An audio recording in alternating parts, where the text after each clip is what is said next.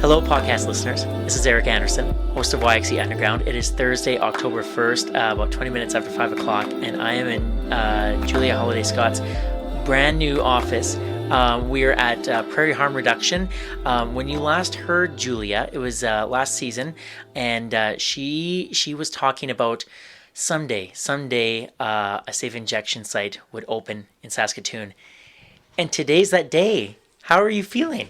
Elated? Tired? I mean, it feels really surreal. A lot of the staff are talking about that. It simultaneously feels like I can't believe that it's finally here, and I also can't believe it took so long. You know?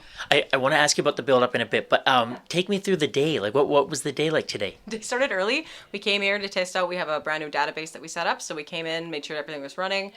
We made sure that all the booths were there. We double checked the medical supplies, and then we kind of ran through the kind of safety procedures with the staff, and then we opened up to the public at 10 o'clock. Wow. Yeah. So when you opened up, what happened?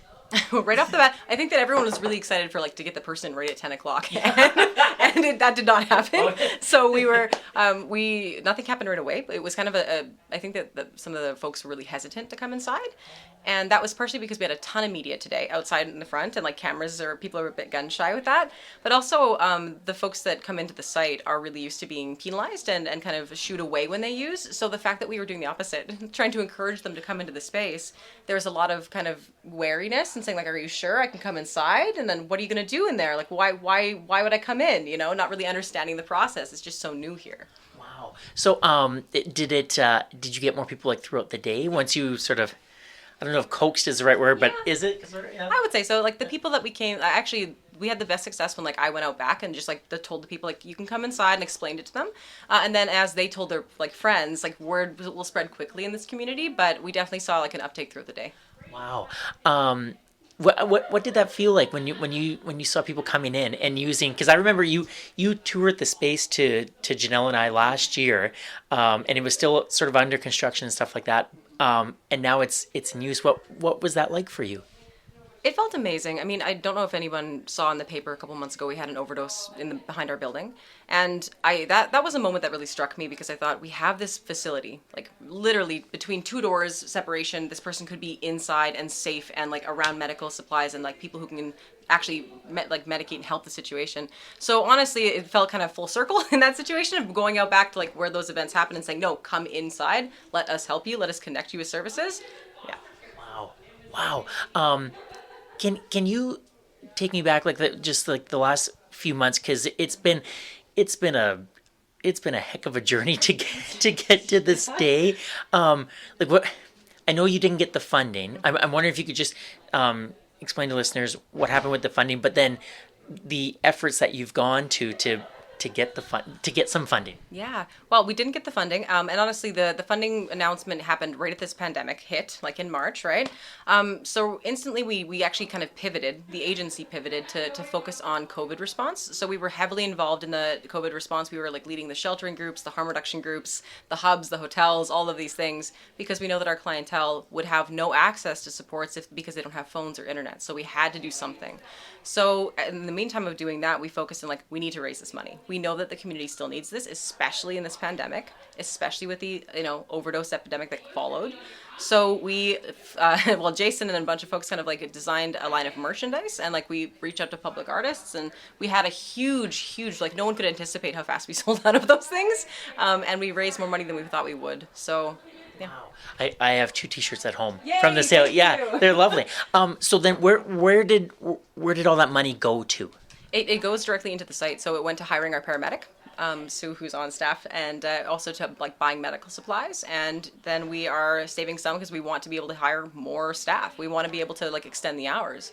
Currently, we're only running from 10 to 4, and Monday to Friday, because we only have 1 medical personnel. So we would love to be able to extend it, especially because we know really when people need more support is in the evening when other supports are shut down. Okay. What was it like to see the community just really rally and come to your support? Yeah, it was humbling. I think I really loved the support that we saw. We always knew that people supported the idea. Like we had some friends that we knew about. I just think that we had a lot more support and more friends than I anticipated. And people just kind of out like on their social media saying this is something we believe in and sharing it and trying to like spread the message was incredible because that's how a culture changes. It's not us like forcing the message. It's the community buying into the idea that people don't deserve to die. Yeah. How do you then keep today's momentum going to tomorrow and into the days of months? Or is today just one of those days where you're like, I'm just going to exhale now? And yeah, I'm going to exhale. I think it's a start is what we can say. Like, we knew that we had to do something. It's not perfect. So the momentum is ultimately that we need more services. We need to like have longer hours. We need more medical staff. We need core funding. We want to be able to keep this going without us having to like come up with amazing t-shirt designs. So that's the momentum, and I think that that's going to keep going until we have multiple safe consumption sites in Saskatchewan and across Canada because like that's the model that we're all moving toward. Do you feel like it invigorated by what's happened in the last couple of months and then with the opening today? Like, do you, because I remember speaking with you in December and obviously like you're extremely passionate, but I know like it had been a lot of work for you guys just to get to that point. But like, do you feel sort of like second wind or like re-inspired to, let's keep going? Yeah, I definitely do. I think that the moment though that I felt really inspired was when and I know this sounds almost counterproductive, but when we got the word that we didn't get the funding, and then we kind of as a team, the management team was like, well, we're doing this anyway. Like, come hell or high water, we're going to fundraise this. We're going to reach out to people. We're going to see if people will come and volunteer. Like whatever we need to do, this is going to happen. And the fact that like that passion didn't die when we didn't get the funding was what reinvigorated it for me. That everyone still rallied around the idea when it was hard and said like, no, this is more important than ever. Like no matter what we're doing it, that was that moment.